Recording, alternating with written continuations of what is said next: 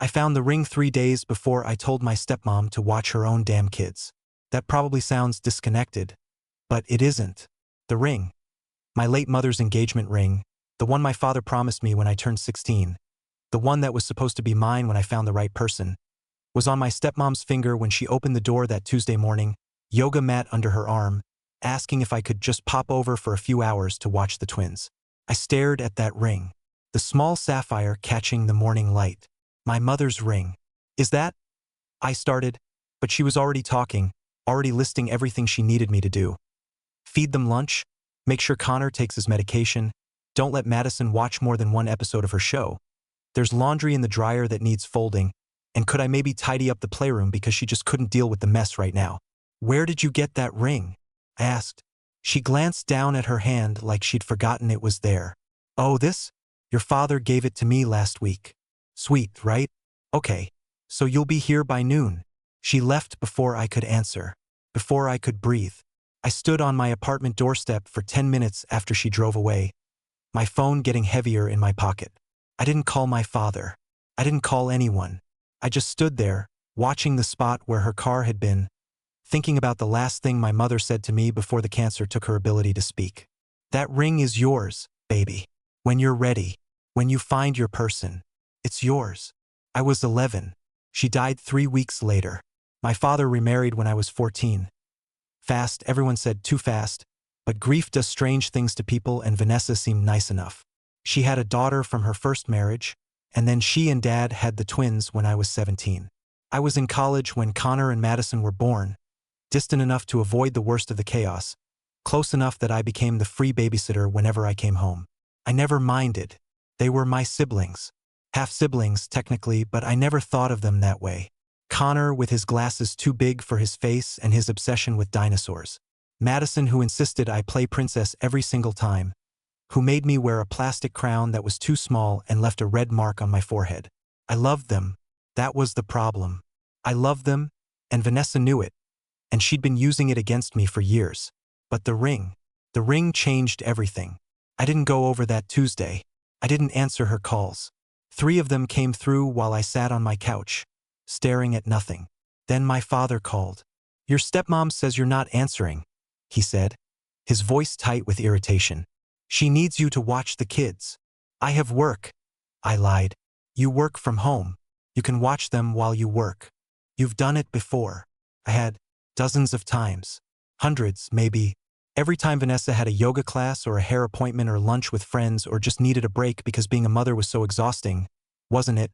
And I was right there, available, childless. What else did I have to do? Why is she wearing mom's ring? I asked. Silence. Long enough that I pulled the phone away from my ear to check if the call had dropped. It's my ring, he said finally. I can give it to whoever I want. You told me it was mine. You were a child. Children don't understand these things. I understand that you promised me something and then gave it away.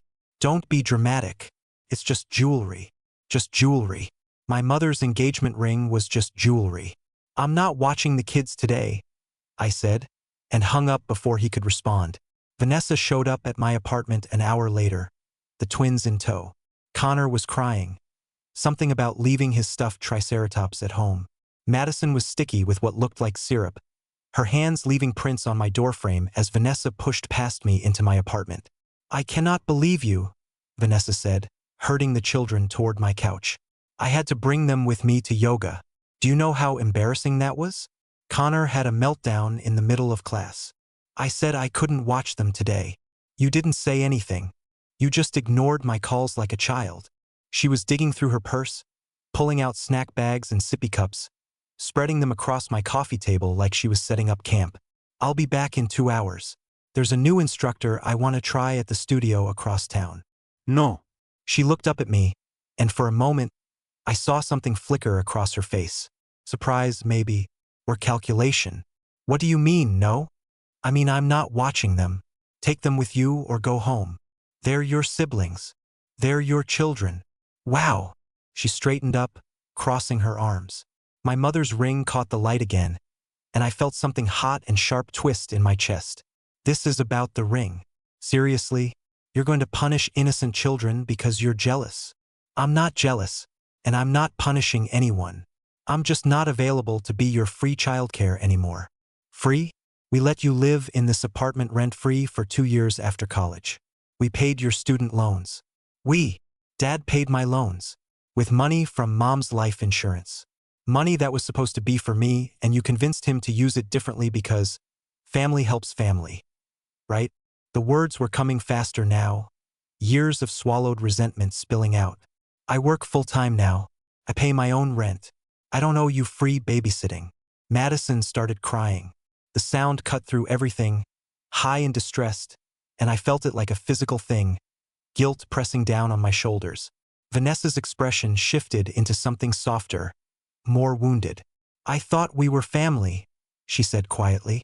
I thought you loved them. I do love them. That's not the point. Then what is the point? Because from where I'm standing, you're throwing a tantrum over a piece of jewelry and taking it out on 2 little kids who worship you. Connor had stopped crying about his dinosaur. He was watching me now, his eyes huge behind his glasses. Madison's sticky hands were reaching toward me, her crying shifting into those gasping, hiccuping sobs that always broke my heart. I could feel myself weakening. Vanessa could see it too. She was already moving toward the door. I'll be back in 2 hours, she said. There's diapers in the bag if Madison needs changing. Madison's potty trained. She hasn't worn diapers in a year.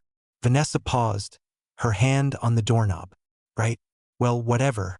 You know what to do. And she left. Just left them there, in my apartment, with me standing frozen in the middle of the room, watching 2 kids I loved look at me like I was their whole world. I lasted an hour before I called my father. You need to come get Connor and Madison. Now. I'm at work. I don't care. Vanessa dumped them here and left. I told her I couldn't watch them and she ignored me. Just watch them. What's the big deal? The big deal is that I'm not the parent. You two are. I'm not the free babysitter anymore. I'm done. Done? He laughed. But it wasn't a happy sound. You're done with your family? That's what you're saying. I'm done being used. There's a difference. Vanessa is overwhelmed. She needs help. What kind of person refuses to help family? What kind of person gives away his dead wife's ring to his new wife when he promised it to his daughter? The silence again. Heavier this time. You're being selfish, he said finally. Your mother would be disappointed. He hung up. I stood there with the phone pressed to my ear, listening to the dial tone, feeling like I'd been punched. Connor appeared at my elbow. Can we play dinosaurs? I looked down at him. 6 years old. Sticky face. Hopeful expression. None of this was his fault. Yeah, I said, my voice rough. We can play dinosaurs. Vanessa came back 4 hours later. Not 2. 4. She had shopping bags and smelled like restaurant food and looked refreshed in a way that made me want to scream. You're late, I said. The class ran long. Then I stopped for lunch. You know how it is. She was gathering up the kids, who were both half asleep on my couch, full of the chicken nuggets I'd made them and the cartoons I'd let them watch. Thanks for watching them. Same time Thursday. No. She turned to look at me. Madison balanced on her hip. What? I'm not doing this anymore. Find other childcare. Pay someone. Figure it out. But I'm not available. You're serious. Completely. She stared at me for a long moment, and I watched her expression cycle through disbelief, anger, and finally something that looked almost like respect. Or maybe fear. Couldn't tell. Fine, she said coldly. I'll remember this. Good. Remember it every time you look at that ring. She left without another word, loading the kids into her car, and I closed the door and locked it and then stood there shaking for reasons I didn't entirely understand. My phone buzzed. A text from my father. We need to talk about your attitude. I deleted it without responding. Another text, this time from my aunt, my mother's sister. Your dad told me what happened. Call me when you can. I called. She picked up on the first ring. He gave her the ring? Aunt Marie's voice was sharp with disbelief. She was wearing it when she asked me to babysit. That son of a bitch. I almost laughed. Aunt Marie never swore. Your mother specifically told him that ring was for you. I was there. I heard her say it. Multiple times. He says it's his ring and he can do what he wants with it. Legally, yes. Morally? Absolutely not. And the babysitting thing? Honey, you should have cut that off years ago. I love the kids. I know you do. But love doesn't mean letting people take advantage of you. Those are Vanessa's children. You didn't choose to have them. She did. And she needs to figure out how to take care of them without treating you like free labor. I hadn't realized how much I needed to hear that until she said it. The permission to set boundaries. The validation that I wasn't being cruel or selfish. I feel guilty, I admitted. Of course you do. You're a good person. Good people feel guilty when they set boundaries because they've been taught that boundaries are selfish. But they're not. They're healthy. And necessary. We talked for another hour. She told me stories about my mother, about how my mother had struggled with boundaries too, how she'd let people walk all over her until it nearly destroyed her, how she'd made Aunt Marie promise to look out for me, to make sure I didn't make the same mistakes. Your mother would want you to stand up for yourself, Aunt Marie said, even if it's against your father. Especially if it's against your father. The next morning, my father showed up at my apartment. No warning, no text, just a knock at 7 a.m. when I was still in my pajamas with coffee breath and bedhead. We need to talk, he said, pushing past me in the same way Vanessa had the day before. Apparently, it was a family trait. Not respecting boundaries. Good morning to you too, I said, closing the door. He turned to face me, and I was struck by how old he looked. When had he gotten so old? Gray at the temples, lines around his eyes. He was only 52, but he looked older. Tired. You embarrassed Vanessa yesterday. She embarrassed herself by dumping her kids on me after I said no. Those kids are family. Family helps family. Then help your wife with your children instead of expecting me to do it. You don't have kids. You don't understand how hard it is. You're right. I don't have kids. Which means they're not my responsibility. He rubbed his face with both hands, a gesture I remembered from childhood. He used to do that when my mother was sick, when he didn't know what to say or do, when everything was falling apart. I'm trying to keep this family together, he said quietly. Your mother died. I grieved. Met Vanessa. We built something new. I thought you were part of that.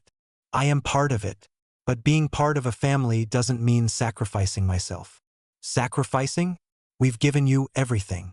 You gave me things. Money. An apartment for a while. That's not the same as respecting me. And giving away Mom's ring? That wasn't yours to give away. You promised it to me. Things change. People change. Promises change. Not promises like that. Not promises you made to a dying woman about her only child. His face went red. Don't you dare use your mother's memory to manipulate me. I'm not manipulating you. I'm telling you the truth. You gave away something that wasn't yours to give. And then you got angry when I set a boundary about babysitting. That's what happened. That's the truth. Vanessa needs help. Then hire a babysitter. Pay for daycare. Ask friends. Join a parenting group. There are 1,000 options that don't involve guilting me into free labor. We can't afford. Yes, you can. You can afford yoga classes and shopping trips and restaurants. You can afford childcare. He stared at me for a long moment, and I saw something shift in his expression. Recognition, maybe, or resignation. When did you become so hard? He asked. When I realized that being soft meant getting walked on. He left without another word. No goodbye, no hug, nothing. Just turned and walked out, and I listened to his car start and drive away and felt nothing. Numbness where guilt should have been. The next few days were quiet. Too quiet. No calls from Vanessa. No texts from my father. I told myself I didn't care, but I checked my phone compulsively anyway, waiting for something. Proof that they noticed I was gone. Proof that I mattered beyond what I could do for them. On Saturday, Aunt Marie called. Your father's been calling me, trying to get me to talk sense into you. And I told him to give you the ring back and apologize. I laughed. Came out bitter. How'd that go? About as well as you'd expect. He said I was turning you against him. I said he was doing a fine job of that himself. Did he say anything about the babysitting? He said you were being dramatic. I asked him when he'd last paid you for childcare. He hung up on me. We were quiet for a moment, and then Aunt Marie said something that made my chest tight. Your mother would be proud of you, you know, for standing up for yourself. I keep thinking maybe I should apologize. just to keep the peace. Peace isn't worth having if it requires you to disappear. That night, I got a text from Vanessa, the first communication in almost a week. Madison has been asking for you. She doesn't understand why you're not coming over anymore. I stared at the message for a long time. The guilt was immediate and visceral. Madison's little face, her sticky hands, the way she said my name, 3 syllables, careful and deliberate. I typed and deleted 5 different responses before settling on, "You can bring her to visit, but I'm not available for babysitting." The response came back immediately, "I don't have time to drive her over just for a visit. If you want to see her, you can watch her like normal." There it was. The manipulation, clear and simple. See your sister, but only on my terms. Love her, but only if you give me what I want. I didn't respond.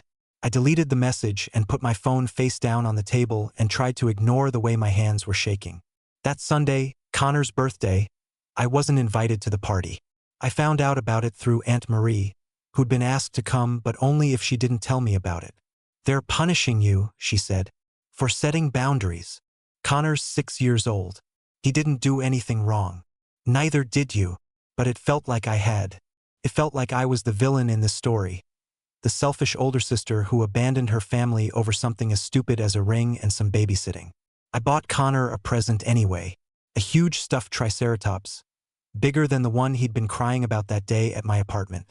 I left it on their porch after dark, with a card that said, "Happy birthday, dinosaur expert. Love you always." I don't know if he ever got it. No one thanked me. No one acknowledged it. The silence stretched into weeks, then a month, then 2 months. I threw myself into work, into hobbies, into building a life that didn't revolve around being available for other people's needs. I went to therapy, started saying no to things I didn't want to do, set boundaries with friends who'd been taking advantage of my kindness. It was lonely. God, it was lonely, but it was also freeing in a way I hadn't expected. And then, 3 months after that Tuesday morning when I saw my mother's ring on Vanessa's finger, my father called. "We need you to watch the kids next weekend. Vanessa and I are going out of town." I almost laughed. Almost. "No. We don't have anyone else." "That's not my problem. They're your siblings. They miss you. Madison asks about you constantly." The guilt was there, sharp and immediate, but I'd been practicing. I'd been learning to sit with uncomfortable feelings instead of immediately trying to fix them. "If she misses me, bring her to visit. But I'm not babysitting." "Fine. We'll pay you." That caught me off guard. "What?" "We'll pay you. $20 an hour. 2 days. Overnight. We'll drop them off Friday evening and pick them up Sunday afternoon." I did the math. Roughly 40 hours. $800. It was more money than they'd ever offered me before.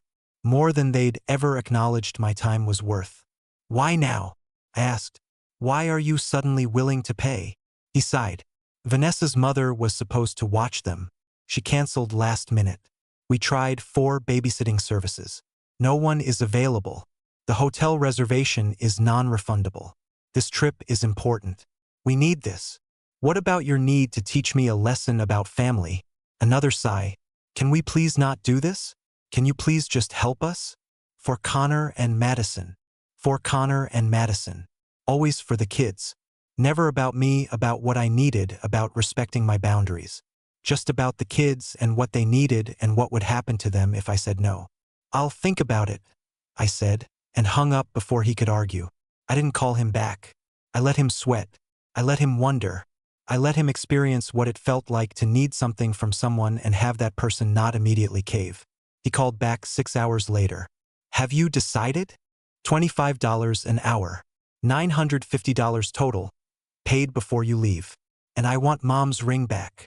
"The ring has nothing to do with this." "It has everything to do with this. You want me to help you? You want me to be part of this family? Give me back what you took." Silence. Long and heavy. "I'll have to talk to Vanessa," he said finally. "You do that. Let me know what you decide." He called back the next morning. $25 an hour. "We'll pay you when we drop them off. But the ring stays where it is. Vanessa isn't giving it up. Then find someone else to watch your kids." "God damn it." He cut himself off, breathing hard. You're really going to blow up this family over a ring? You already blew it up when you gave the ring away. I'm just refusing to pretend everything is fine. What do you want from me?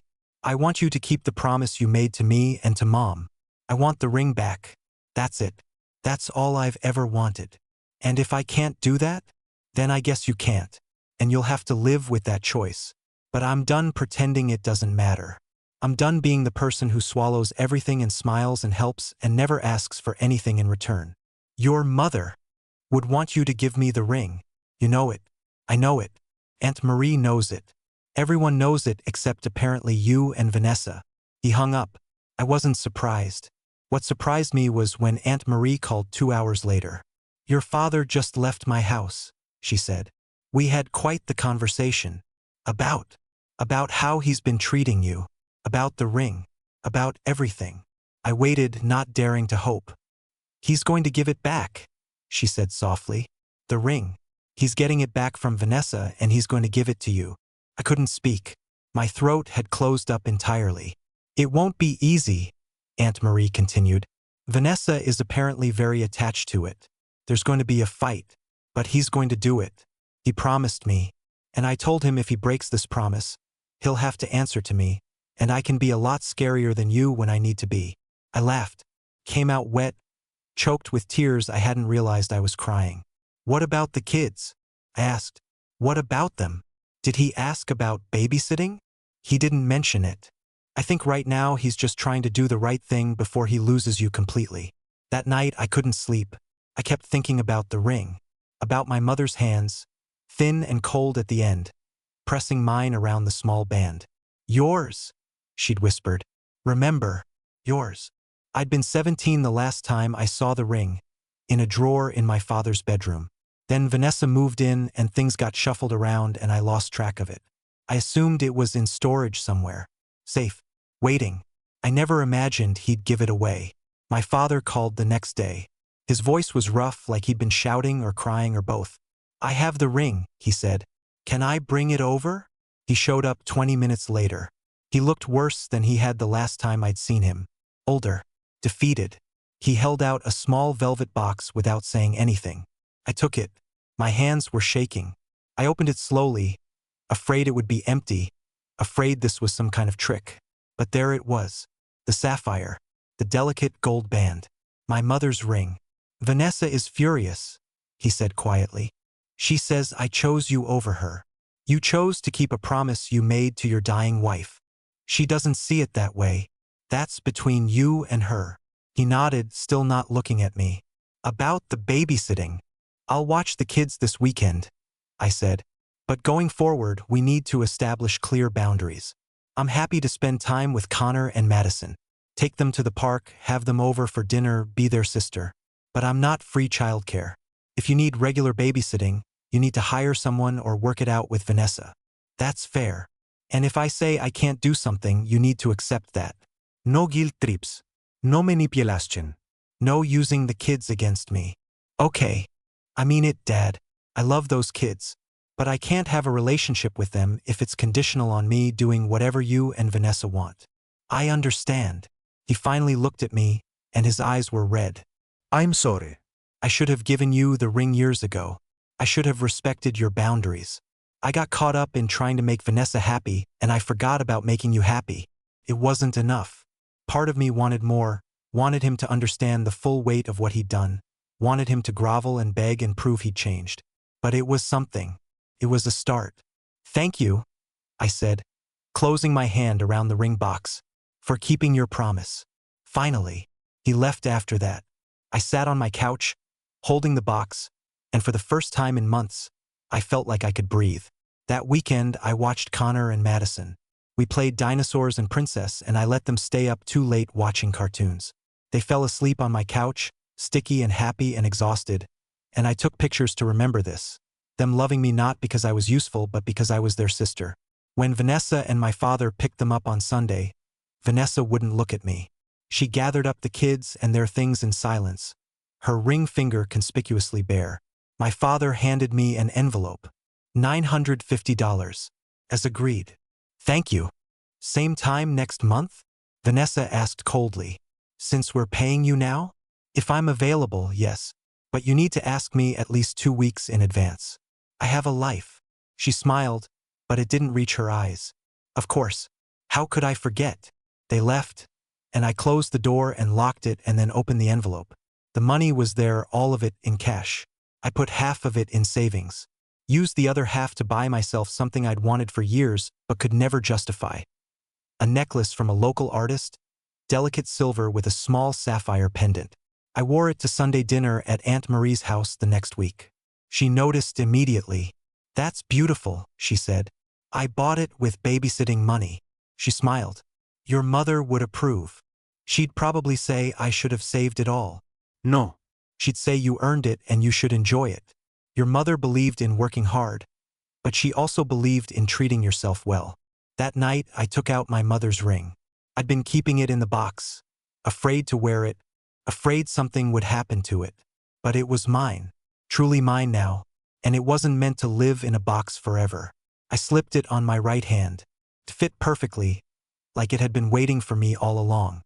My phone buzzed. A text from Connor, sent from my father's phone. "Can we play dinosaurs next weekend?"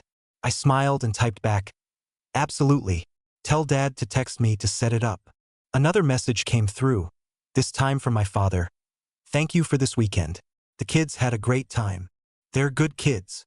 They're lucky to have you as their sister." I read that message 3 times before responding. "I'm lucky to have them too, as long as we all respect each other. We will. I promise." This time I believed him, or at least I wanted to, and maybe that was enough. The ring caught the light as I set my phone down, the sapphire gleaming blue against my skin. My mother's ring, mine now, earned not through sacrifice or silence, but through finally learning to stand up for myself. And somehow, against all odds, my family was still here. Damaged, complicated, messy, but here. Learning to respect boundaries. Learning to value me as a person, not just as free labor. It wasn't perfect. Probably never would be. But it was mine, this family, this life, this future. And that was more than enough. 3 months later, I got a call that changed everything again. It was Tuesday afternoon. I was in the middle of a work meeting, camera off, half listening to my boss drone on about quarterly projections when my phone started buzzing. My father's number. I ignored it. He called back immediately. Then again. I muted myself on the video call and answered. "Dad, I'm working." Vanessa left. The words didn't make sense at first. Left where? Left the house? Left the state? What? She's gone. She took a suitcase this morning while I was at work. Left a note. She's staying with her mother. She says she needs space. I could hear something in the background. Crying. High-pitched and frantic.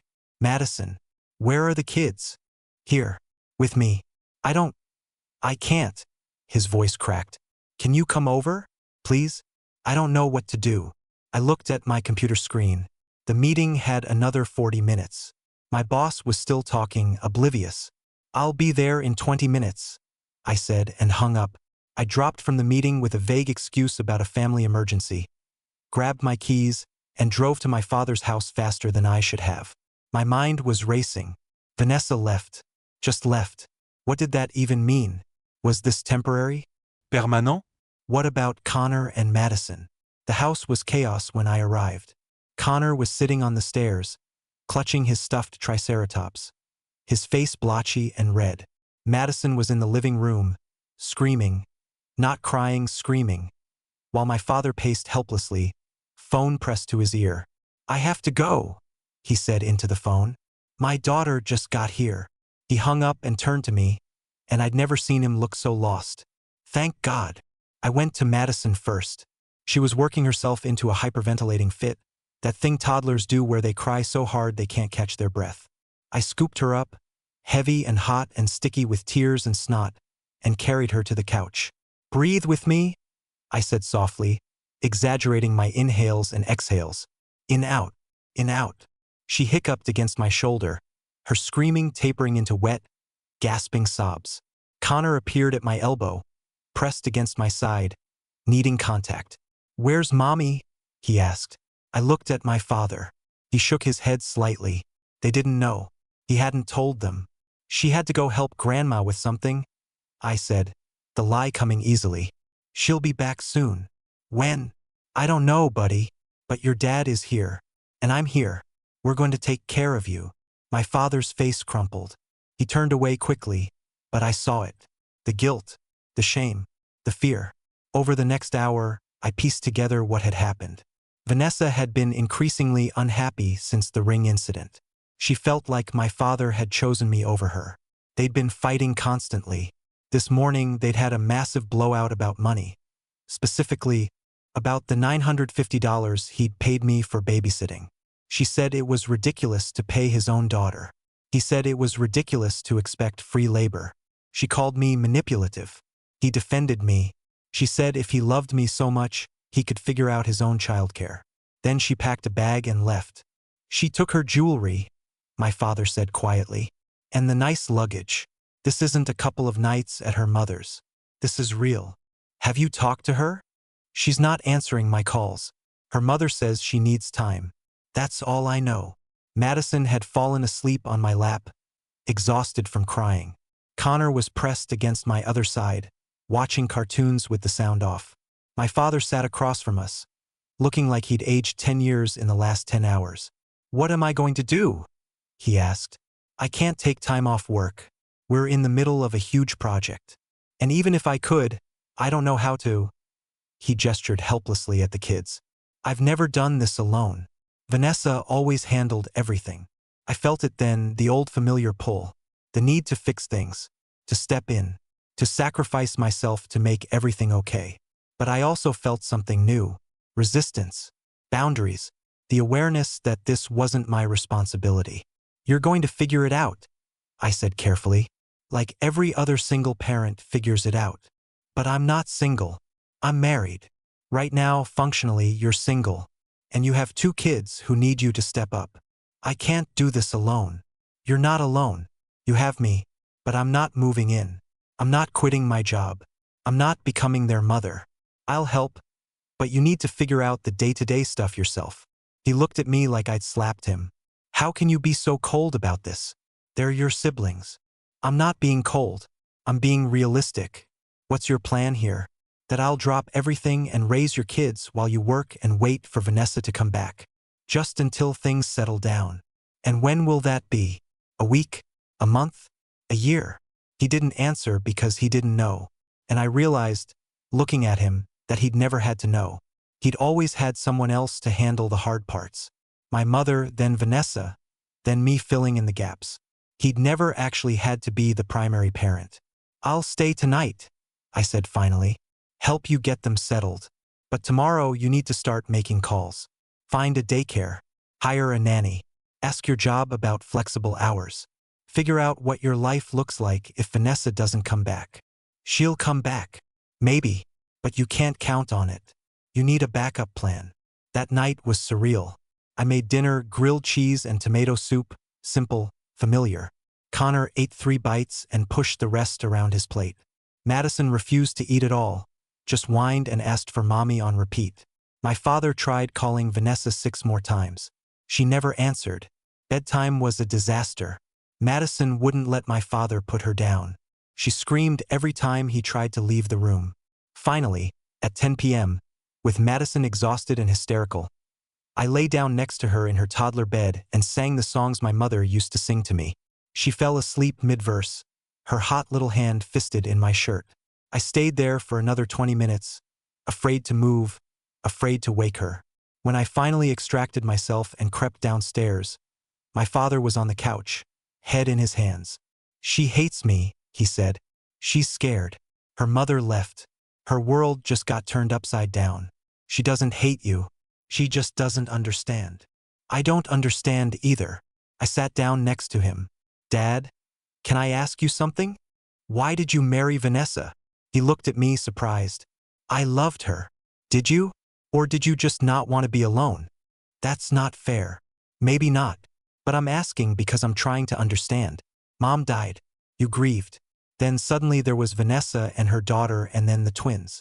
You built this whole new family so fast. Did you ever stop to think about whether it was what you actually wanted? Or were you just trying to fill the empty space Mom left? He was quiet for a long time. Your mother was my everything, he said finally. When she died, I felt like I died too. I was just going through the motions. Then I met Vanessa and she was alive in a way I'd forgotten people could be. Energetic, spontaneous, full of plans and ideas. She made me feel like I could be happy again. But were you happy? I thought I was. For a while. And now I don't know what I feel. Except tired. And scared. And like I've failed everyone. I wanted to comfort him. Tell him it would all be okay. But I was tired of lying to make people feel better.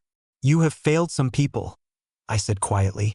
You failed me when you gave away Mom's ring. You failed Connor and Madison by not learning how to be a hands-on parent. You probably failed Vanessa too in ways I don't know about. But failure isn't permanent. You can do better. You can learn. You can change. I don't know if I can do this. You don't have a choice. Those kids upstairs need you. So you're going to do it. And I'll help. But on my terms. With boundaries. And with the understanding that this is temporary support while you figure out a permanent solution. He nodded slowly. Okay. I mean it, Dad. I'm not doing this again. I'm not becoming the default parent while you and Vanessa work out your marriage. I have my own life. I know. I get it. I'll figure something out. But he didn't. Not the next day or the day after that or the day after that. I stayed that first night because it felt cruel to leave. Then I stayed the next night because Madison had a fever and my father was panicking. Then the night after that because Connor had a nightmare and asked for me specifically. A week passed. Then two. I was sleeping on their couch, working from their dining room table, basically living there while still paying rent on my own apartment. My father kept saying he was making calls, looking into options, but nothing ever materialized. Daycare had waiting lists. Nannies were expensive. His job wouldn't give him flexible hours. And Vanessa still wasn't answering his calls.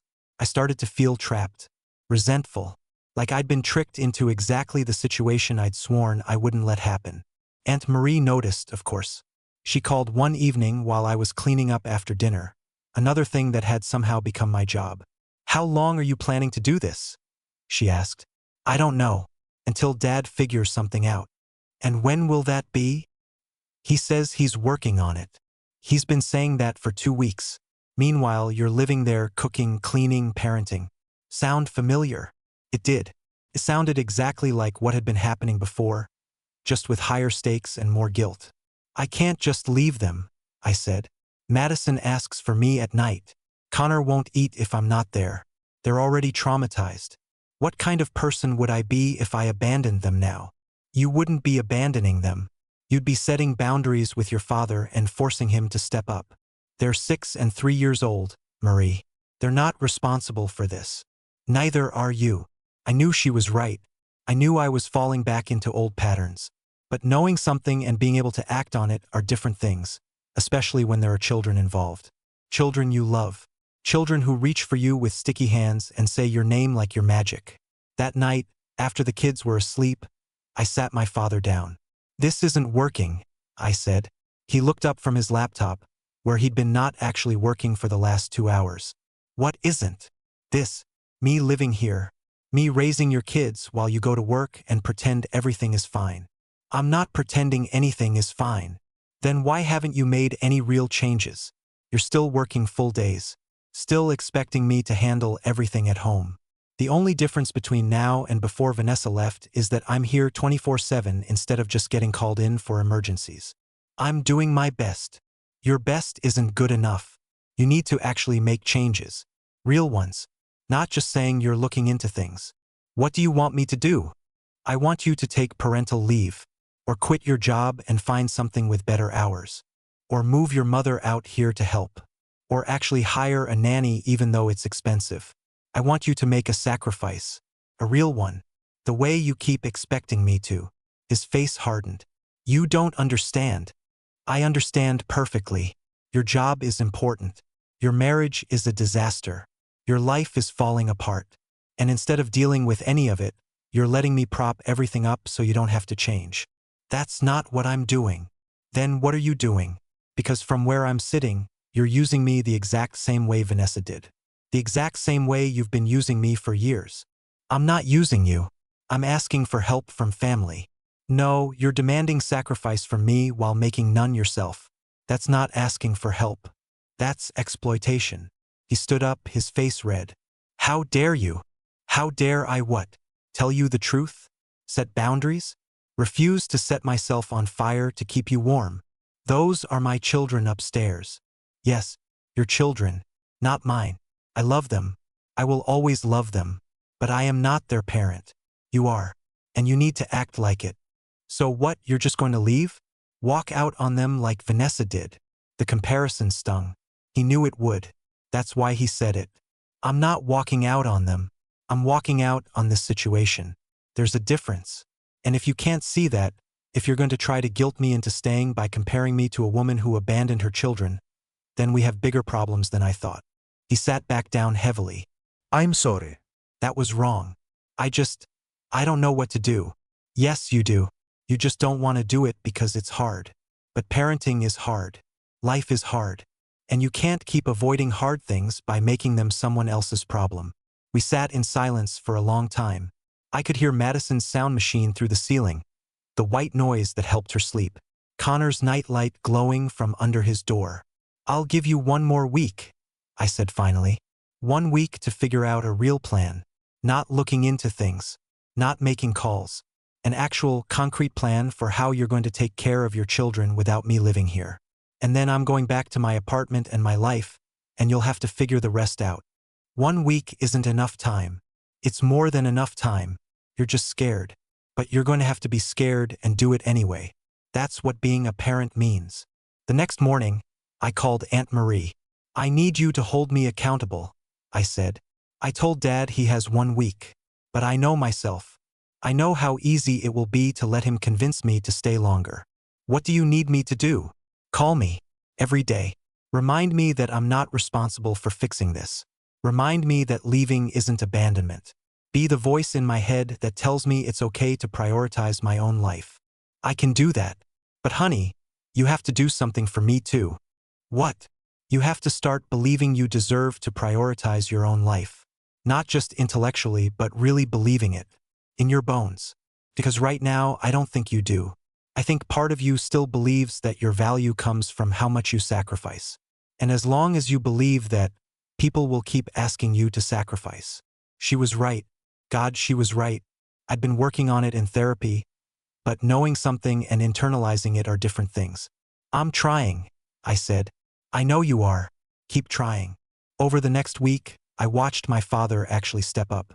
He took 3 days of PTO, called his mother, who lived across the country, and asked her to come stay for a month. Researched nannies and actually scheduled interviews instead of just saying he would. Learned Madison's bedtime routine. Figured out what Connor would and wouldn't eat. Made doctor's appointments. Dealt with a preschool meltdown. All the things Vanessa had been doing, all the things I'd been doing, he started doing himself. It was messy. He made mistakes. Madison cried because he forgot to warm up her milk the way she liked. Connor had to wear mismatched socks to school because my father couldn't find the matching ones. Dinner was frozen pizza 3 nights in a row. But he was doing it. Really doing it. On day 5, Vanessa called. Not my father, me. I heard you're leaving, she said without preamble. Who told you that? Your father. We've been talking. Not a lot. But some. Why are you calling me? Because I want to apologize. That stopped me cold. For what? For everything. For using you. For taking advantage of your love for the kids. For being bitter about the ring when I knew it should have been yours all along. For making you the villain in my marriage instead of looking at my own role in it. I didn't know what to say. I'd expected anger, manipulation, guilt trips. Not this. I'm not coming back, she said. Not right now. Maybe not ever. I don't know. But I've been doing a lot of thinking. About who I am. About what kind of mother I want to be. And I realized I've been using other people. You, my mother, babysitters, anyone. To avoid actually dealing with how hard motherhood is for me. Motherhood is hard for everyone. I know. But I think it's especially hard for me. I didn't want kids. Not really. I had Sarah young, from a relationship that didn't work out. I loved her. But it was so hard. Then I met your father and he was grieving and lonely and I thought maybe a fresh start would be good. Then I got pregnant with the twins and it wasn't planned and I convinced myself it would be different this time. That I'd be different. But you weren't. No. And instead of getting help or being honest about how I was struggling, I just kept pawning them off on whoever was available. Mostly you. Why didn't you just say you were struggling? Breathe. Shame. The idea that good mothers don't struggle. That if I admitted I was drowning, it meant I was a failure. I understood that. God, I understood that more than I wanted to. What are you going to do? I asked. Therapy. A lot of therapy. Figure out what I actually want instead of just reacting to what other people need from me. Maybe go back to work. Maybe not. I don't know yet. What about Connor and Madison? They're with their father, where they should be. I'll see them when I'm ready, when I'm healthy enough to be the mother they deserve instead of the mother I've been. They miss you. I know. But me coming back before I'm ready wouldn't help anyone. I'd just fall back into the same patterns. We talked for another 20 minutes. It was strange, talking to Vanessa like a real person instead of just my father's wife, the woman who'd taken my mother's place. She was complicated, messy, human in ways I'd never let myself see before. Thank you, she said before we hung up, for taking care of them, and for setting boundaries. You probably saved my marriage by refusing to keep enabling us. I don't know if I saved anything. You did. You forced us to look at our patterns, to see how we were using you. That's not nothing. After we hung up, I sat with my phone in my hand, thinking about patterns, about how we all fall into them, about how hard it is to break them, about how sometimes the kindest thing you can do is refuse to participate. On day 7, my father's mother arrived. His mother and I had never been close. She'd moved to Florida before I was born, and I'd only seen her a handful of times. But she was here now, ready to help, ready to be the backup plan. 1 month, she told my father firmly. I'll stay 1 month. In that time, you're going to figure out a permanent solution. Childcare, work schedule, whatever you need. But at the end of the month, I'm going home, and you're going to have to manage. My father nodded.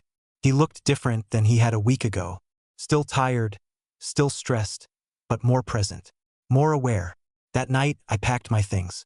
You don't have to go, he said, watching me fold clothes. Yes, I do. For me. And for you. You need to learn how to do this without me. I'm going to mess up. Probably. That's okay. Messing up is part of parenting. When did you get so wise? When I finally started listening to myself instead of everyone else. I said goodbye to Connor and Madison in the morning. Explained that I was going back to my apartment, but I'd see them soon. That I'd come over for dinner once a week. That they could call me whenever they wanted. Madison cried. Connor looked confused. But they didn't fall apart. They were resilient in the way children are, adaptable to change in ways adults forget how to be. Driving back to my own apartment felt surreal, like emerging from a long tunnel into sunlight. My space, my things, my life. I stood in my living room for a long time, just breathing. Then I took out my mother's ring. I'd been wearing it constantly since my father gave it back. But now I looked at it differently. My mother had given me this ring as a promise. A symbol of love and inheritance and family. But she'd also given me something else, something I was only now learning to accept. Permission to live my own life. Permission to set boundaries. Permission to love people without sacrificing myself. I thought about calling Aunt Marie, updating her, thanking her for the daily check-ins that had kept me strong. But instead, I did something I hadn't done in weeks. I did nothing. I sat on my couch with a book I'd been trying to read for months, made myself tea, and existed in my own space without anyone needing anything from me. It was glorious.